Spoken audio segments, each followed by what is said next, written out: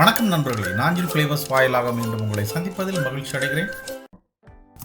இன்றைக்கி நாம் சிம்பிளாக ஈஸியாக இறால் ஃப்ரை செய்கிறது எப்படின்னு பார்க்கலாம்.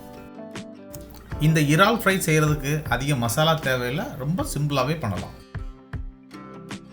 இறாலோட தோடெல்லாம் நீக்கி நல்ல சுத்தமாக க்ளீன் பண்ணி கழுகின பிறகு தண்ணி இல்லாமல் நல்லா ட்ரைன் பண்ணி எடுத்துக்கணும். அடுத்ததாக இதே மாதிரி ப்ராப்பராக அரேஞ்ச் பண்ணி வச்சுக்கிட்டு இதுக்கு மேலே கொஞ்சம் சால்ட்டை ஸ்ப்ரிங்கிள் பண்ணணும்.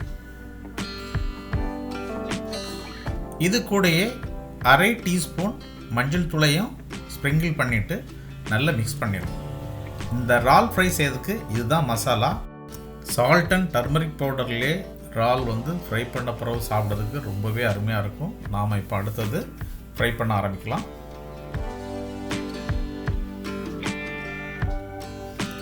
தேவையான எண்ணெயை நான் ஊற்றிக்கிறேன். எண்ணெய் நல்லா சூடானோடனே ஒவ்வொரு இறாலாக எடுத்து போடணும்.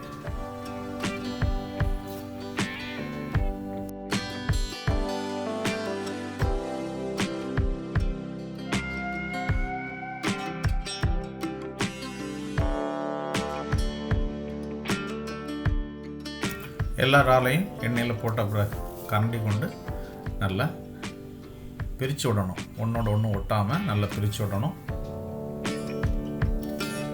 இந்த இறால் வேகிறதுக்கு 10லேருந்து 15 நிமிஷம் ஆகும். இந்த இறாலோட கலர் நல்ல ப்ரௌன் கலராக சேஞ்ச் ஆனோன்னு நாம் இந்த இறாலை எண்ணெயிலேருந்து எடுத்துடலாம். அது வரைக்கும் இதை நம்ம வேக விடணும்.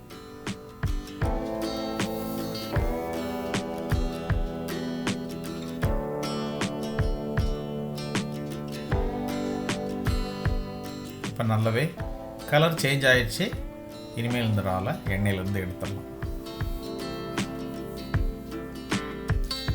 இந்த இறால் ஃப்ரையில் அதிக மசாலா கிடையாது, வெறும் சால்ட்டும் டர்மரிக் பவுடர் மட்டும்தான் ஆட் பண்ணியிருக்கோம். இந்த மசாலாலே இந்த இறால் ஃப்ரையை சாப்பிட்றதுக்கு ரொம்பவே அருமையாக இருக்கும். நீங்கள் கண்டிப்பாக உங்கள் வீட்டில் ட்ரை பண்ணி பாருங்கள், அப்போ தான் இதோட டேஸ்ட் உங்களுக்கு தெரியும். இது கூடயே கொஞ்சம் கறிவேப்பிலையும் நம்ம எண்ணெயில் ஃப்ரை பண்ணிக்கணும். கறிவேப்பிலை எண்ணெயில் ஃப்ரை பண்ணும்போது ஃப்ளேமை ஆஃப் பண்ணிக்கணும். ஏற்கனவே இறால் ஃப்ரை பண்ண அந்த எண்ணெயில் இருக்கிற சூட்லேயே இந்த கறிவேப்பிலை நல்லா ஃப்ரை பண்ணி கிடச்சிரும். இந்த இறால் ஃப்ரையோடு சேர்த்து இந்த கறிவேப்பிலையும் சேர்த்து நீங்கள் சாப்பிடும்போது ரொம்பவே அருமையாக இருக்கும். கண்டிப்பாக நீங்கள் உங்கள் வீட்டில் ட்ரை பண்ணி பாருங்கள்.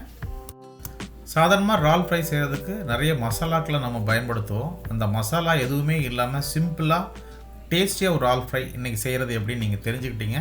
கண்டிப்பாக உங்கள் வீட்டில் ட்ரை பண்ணி பாருங்கள், ரொம்பவே சூப்பராக இருக்கும். இந்த வீடியோ பிடிச்சிருந்தா மறக்காமல் லைக் பண்ணுங்கள், ஷேர் பண்ணுங்கள்.